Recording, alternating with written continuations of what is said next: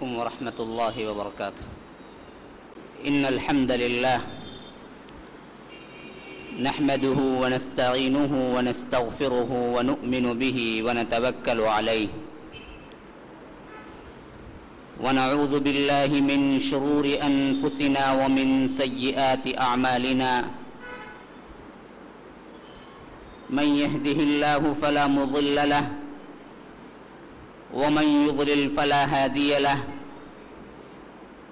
وأشهد أن لا إله إلا الله وحده لا شريك له وأشهد أن محمدًا عبده ورسوله. أما بعد،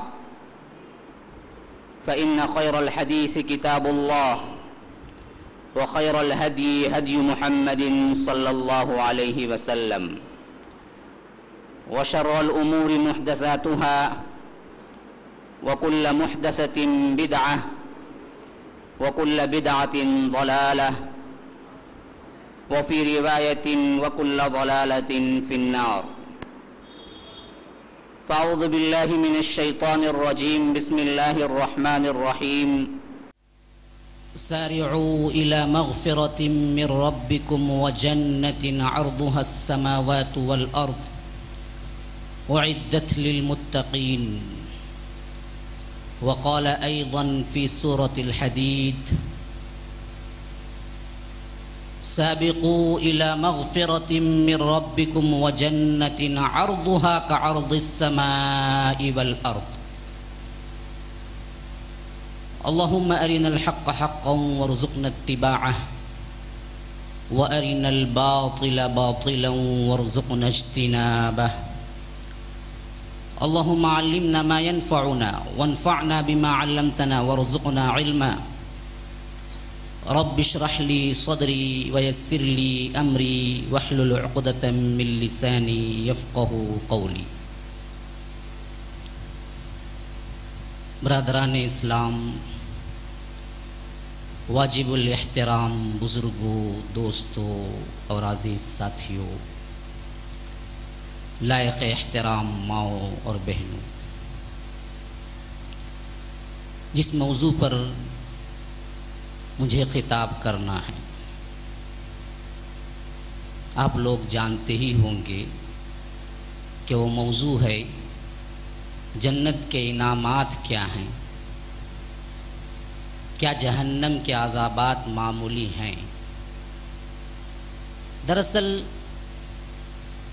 میرا عموماً معمول یہی رہا ہے کہ جب بھی مجھے کسی موضوع پہ گفتگو کرنا ہوتی ہے،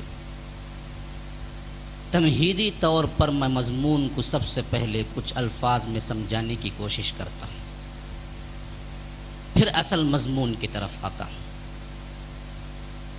دیکھیے، آج سے 1400 سال پہلے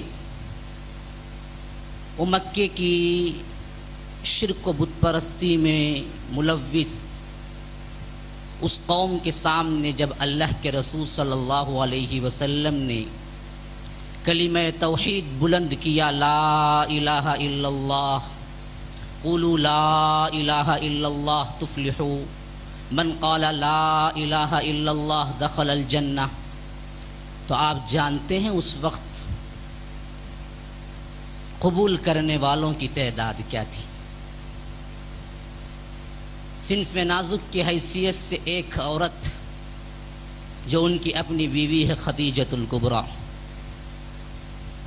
بچوں میں ایک بچہ جو حضرت علی ہیں، غلاموں میں زید بن حارثہ، مردوں میں ان کے جگری دوست حضرت ابو بکر صدیق رضی اللہ عنہ۔ یہ 4 افراد سے قافلہ بڑا ہے جس کی سچائی اس عقیدے پر ہے، اچھی طرح ذہان دے دیجئے، یہ 4 افراد سے قافلہ بڑا ہے جس کی سچائی اس عقیدے پر ہے کہ اللہ ایک کی عبادت کرو، محمد الرسول اللہ صلی اللہ علیہ وسلم کو رسول مانو، اللہ کا پیغمبر مان لو، اور اس دنیا کی جو زندگی ہے اس کے بعد ایک زندگی ہے، یہاں جو کچھ تم کرو گے اس کا اچھا یا برا بدلہ ملنے والا ہے، مل کر رہے گا۔ سورہ نجم میں فرمایا گیا کہ وَأَنَّ عَلَيْهِ النَّشْأَةَ الْأُخْرَى، جس طرح میں نے پیدا کیا ہے انسانوں کو اسی طرح مجھ پر واجب ہے کہ میں دوبارہ انہیں اٹھاؤں۔ دوبارہ نہ اٹھائے اور آپ کے کرتوت، آپ کے اعمال کا بدلہ نہ دے تو یاد رکھ لیجئے نعوذ باللہ اللہ سے بڑا کوئی ظالم نہیں۔ اسی لیے اللہ کہتا ہے کہ میری ذمہ داری ہے وَأَنَّ عَلَيْهِ النَّشْأَةَ الْأُخْرَى۔ اسی وجہ سے جو قول ہے لوگوں کا مر جائیں گے، مٹی بن جائیں گے، بوسیدہ ہڈیاں ہو جائیں گے، پھر اٹھائے جائیں گے، یہی قول سورہ انبیاء میں آیا ہے، یہی قول سورہ واقعہ میں آیا ہے، یہی قول سورہ رعد میں آیا ہے، اَإِذَا مِتْنَا وَكُنَّا تُرَابًا وَعِظَامًا اَإِنَّا لَمَبْعُوثُونَ۔ جب ہم مر جائیں گے، مٹی ہو جائیں گے، ہڈیاں بوسیدہ ہو جائیں گی، پھر ہمیں اٹھا کھڑا کیا جائے گا۔ رعد میں بڑا ہی بہترین تبصرہ ہے، وَإِن تَعْجَبُ فَعْجَبٌ قَوْلُهُمْ أَإِذَا كُنَّا عِظَامًا أَإِنَّا لَفِي خَلْقٍ جَدِيدٍ۔ اس بات پر لوگوں کو تعجب بالائے تعجب ہے۔ اللہ تعالیٰ دیکھیے تب تبصرہ کر رہا ہے، کیسے کر رہا ہے؟ وَإِن تَعْجَبُ فَعْجَبٌ قَوْلُهُمْ، ان لوگوں کو اس بات پر تعجب بالائے تعجب ہے جو آخرت کا انکار کرتے ہیں۔ کیا کہتے ہیں؟ اَإِذَا كُنَّا عِظَامًا اَإِنَّا لَفِي خَلْقٍ جَدِيدٍ اَإِذَا كُنَّا تُرَابًا اَإِنَّا لَفِي خَلْقٍ جَدِيدٍ۔ ہم مر جائیں گے، مٹی ہو جائیں گے، بوسیدہ ہو جائیں گے، ہمارا نشان مٹ جائے گا، پھر اٹھا کھڑا کیے جائیں گے۔ بعید، بہت بعید، بہت دور کی بات۔ یہ عقیدہ تھا جو اللہ کے رسول صلی اللہ علیہ وسلم نے 1400 سال پہلے اصحاب رسول اللہ صلی اللہ علیہ وسلم کے سامنے پیش کیا۔ قوم بڑھتی گئی، دھیرے دھیرے افراد جمع ہوتے گئے، وہ بالکل چھوٹا سا پودا جو ابھی اپنی کوپل نکالتا ہے لیکن تنا اور درخت بن گیا، کزرع اخرج شطأہ فآزرہ فاستغلظ فاستوى على سوقه يعجب الزراع ليغيظ بهم الكفار۔ اتنا تناور درخت بن گیا وہ کہ کفار کیا ہیں دیکھ کر جلنے لگے۔ وہی کفار جو نیست و نابود کر دینے کے لیے تھے مسلمانوں کو، اتنا جلدی اتنا تناور درخت بن چکا تھا کہ لوگ انہیں دیکھ کے سمجھنے لگے کہ یہ مٹنے والا پودا نہیں ہے، یہ تو تناور درخت بن چکا ہے۔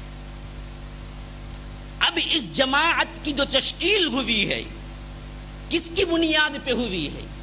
بنیادی طور پر یاد رکھ لیجئے دین کے اعتقاد کی کل اگر بنیادی باتیں تسلیم کی جائیں تو 3 ہیں۔ اللہ ایک کی عبادت کرو، عبادت میں کسی اور کو شریک نہ کرو، اللہ کو مانو نہیں ہے، یاد رکھ لیں بڑا غلط معاملہ ہے جو ہمارے ذہنوں کے اندر پیوست ہے۔ اللہ کو تو ہر قوم مانتی تھی، کسی قوم نے کبھی انکار نہیں کیا۔ وما قدر اللہ حق قدری، اللہ تعالیٰ کہتا ہے کہ ان لوگوں نے اللہ کی جس طرح قدر کرنی چاہیے تھی اس طرح نہیں کی۔ اللہ کا لفظ نہیں جانتے تھے یہ نہیں ہے، وہ تو اس سے زیادہ بھی جانتے تھے اللہ کو کہ وہ ہمارا خالق ہے، مالک ہے، پروردگار ہے، ساری قوتیں وہی دیتا ہے، ساری قوتوں کا مالک وہی ہے۔ قل من يرزقكم من السماء والارض امن يملك السمع والابصار ومن يخرج الحي من الميت ويخرج الميت من الحي ومن يدبر الامر فسيقولون الله فقل افلا تتقون۔ اے اللہ کے رسول ان مشرکین مکہ سے پوچھ کے دیکھ لیجئے کون ہے تمہیں رزق دیتا ہے؟ سوال ہو رہا ہے کن سے؟ مسلمانوں سے نہیں ہے۔ آج کے مسلمانوں سے بھی یہ اعتقاد لیا جائے تو اتنا پختہ نہیں ہوگا۔ مشرکین مکہ کا اعتقاد دیکھیے اللہ تعالیٰ قرآن میں ذکر کر رہا ہے سورہ توبہ کے اندر، قل من یرزقکم من السماء، پوچھ لیجئے ان سے کون تمہیں رزق دیتا ہے آسمان و زمین سے۔ امن یملک السمع والابصار، کس کے قبضے قدرت میں تمہارے دیکھنے کی قوتیں اور سننے کی قوتیں ہیں؟ سماعت و بصارت کس کے قبضے میں ہے؟ امن یملک السمع والابصار ومن یخرج الحی من المیت ویخرج المیت من الحی، کون جاندار میں سے بے جان کو، بے جان میں سے جاندار کو نکالتا ہے؟ ومن یدبر الامر، کون سارے کام کی تدبیر کرتا ہے؟ جھٹ کہیں گے وہ فسیقولون اللہ، اللہ ہی ہے۔ اللہ کو صرف اللہ نہیں مانتے تھے، بلکہ اللہ کو پورے اس کے ربوبیت کے صفات کے ساتھ مانتے تھے۔ انہی کو اللہ نے کہا کہ قل یا ایھا الکافرون، اے اللہ کے رسول کہہ دیجئے کہ اے کافرون، یا ایھا الذین آمنوا انما المشرکون نجس، اے لوگوں جو ایمان لائے ہو جان لو کہ مشرکین ناپاک ہیں۔ انہی کو کہا جن کا عقیدہ یہ تھا۔ تو مسئلہ یہ نہیں ہے کہ اللہ کو مانو، مسئلہ یہ تھا کہ اللہ ایک کی عبادت کرو۔ اس معاملے میں ان لوگوں میں اختلاف تھا، اللہ ایک کو ماننے میں نہیں تھا، اللہ ایک کی عبادت کرنے میں تھا۔ عبادت میں وہ دوسروں کو شریک کرتے تھے۔ آج مسلمانوں کی حالت بھی بہت زیادہ اسی میں مبتلا ہے۔ تو سب سے پہلا اعتقاد ہمارا کیا ہے؟ اللہ ایک کی عبادت کرو۔ اسی وجہ سے یاد رکھ لیجیے سورہ نحل کی 6 آیت نمبر، جس میں کل انبیاء کے بارے میں کہہ دیا گیا اصولی طور پر، کس کے لیے آئے تھے؟ وَلَقَدْ بَعَثْنَا فِي كُلِّ أُمَّةٍ رَسُولًا أَنِ اعْبُدُوا اللَّهَ وَاجْتَنِبُوا الطَّاغُوتَ۔ ہم نے ہر امت میں ایک رسول بھیجا ہے، اور اس کی دعوت کیا تھی؟ یہی ایک دعوت تھی، أَنِ اعْبُدُوا اللَّهَ، اللہ ایک کی عبادت کرو۔ اسی لیے ہمارا کلمہ لا رب الا اللہ نہیں ہے، ہمارا کلمہ ہے لا الہ الا اللہ۔ لا الہ الا اللہ، نہیں ہے کوئی معبود، عبادت کا کوئی مستحق، رب نہیں ہے، رب کا لفظ استعمال نہیں ہوا ہے، کلمے میں الہ کا لفظ استعمال ہوا، جس کی عبادت کی جائے وہ الہ ہے۔ تو ایک اللہ کی عبادت کرو، محمد الرسول اللہ صلی اللہ علیہ وسلم کو رسول تسلیم کرو۔ اب تیسرا اہم بنیادی نقطہ یہ ہے کہ تمہارا یہ زندگی کا معاملہ، تمہارا یہ جینا و مرنا، تمہارے یہاں کے جو کچھ اوقات کا گزارنا ایسے ہی بس کھیل نہیں ہے، کھیل نہیں ہے۔ اللہ تعالیٰ نے کھیل تماشے کے لیے نہیں کیا ہے یہ کام۔ وما خلقنا السماء والارض وما بینہما باطلا، سورہ صاد میں فرمایا گیا ذالک ظن الذین کفروا، آسمان و زمین کو ہم نے باطل نہیں پیدا کیا ہے۔ اگر یہ کسی کا گمان ہے تو یہ کافروں کا گمان ہے۔ ٹٹول کے دیکھ لیجئے، ہمارے ذہنوں میں بھی یہی بات کہیں نہیں ہے چھپی ہوئی۔ ذالک ظن الذین کفروا، یہ تو کیا ہے؟ کافروں کا گمان ہے اس طرح کا۔ اللہ تعالیٰ نے بڑا بامقصد طور پر، بڑے بہترین انداز میں، لقد خلقنا الانسان فی احسن تقویم، ہم نے انسان کو جب پیدا کیا تھا تو بہترین تصویر دی، بہترین صورت میں پیدا کیا۔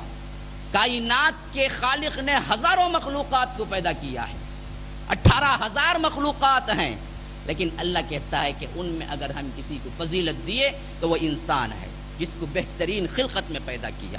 وَلَقَدْ كَرَّمْنَا بَنِي آدَمَ وَحَمَلْنَاهُمْ فِي الْبَرِّ وَالْبَحْرِ وَرَزَقْنَاهُمْ مِنَ الطَّيِّبَاتِ وَفَضَّلْنَاهُمْ عَلَى كَثِيرٍ مِّمَّنْ خَلَقْنَا تَفْضِيلًا۔ سورہ بنی اسرائیل میں فرمایا گیا کہ ہم نے بنی آدم کو بہت زیادہ تکریم دی، بہت زیادہ عزت دی۔ کرمنا بنی آدم، اتنی عزت کہ وہ اگر زمین میں رہتا ہے تو سب زمین کے عناصر اس کے تابع ہیں، اسی طرح سمندر میں رہتا ہے تو سمندر کے تمام عناصر اس کے تابع ہیں، ورنہ اتنی طغیانی والا سمندر کشتی چلا سکتے تھے آپ؟ کون دی یہ قوت؟ آج تو انسان فضاؤں میں بھی جا رہا ہے، کون دی یہ قوت؟ اللہ کہتا ہے کہ ہم نے تکریماً دی ہے، ہم ہی تابع کر دیے ہیں انسان کے۔ وَسَخَّرَ لَكُمُ اللَّيْلَ وَالنَّهَارَ وَالشَّمْسَ وَالْقَمَرَ وَالنُّجُومَ مُسَخَّرَاتٌ بِأَمْرِهِ، سورہ ابراہیم میں فرمایا گیا میں نے مسخر کر دیا ہے، انڈر میں کر دیا ہے تمہارے لیے، لیل کو رات کو، نہار کو دن کو، والنجوم تاروں کو، قمر چاند کو، شمس سورج کو، مسخرات بامر، ہر ایک امر تمہارے لیے تابع ہے، تمہارے لیے ہے، لیکن تم میرے لیے ہو۔ کائنات کی ہر چیز تمہارے لیے ہے، تمہاری عظمت ہے۔ عظمتوں کو بھول جائے گا انسان تو یاد رکھ لیجئے اپنے آپ کو پہچان نہیں پائے گا۔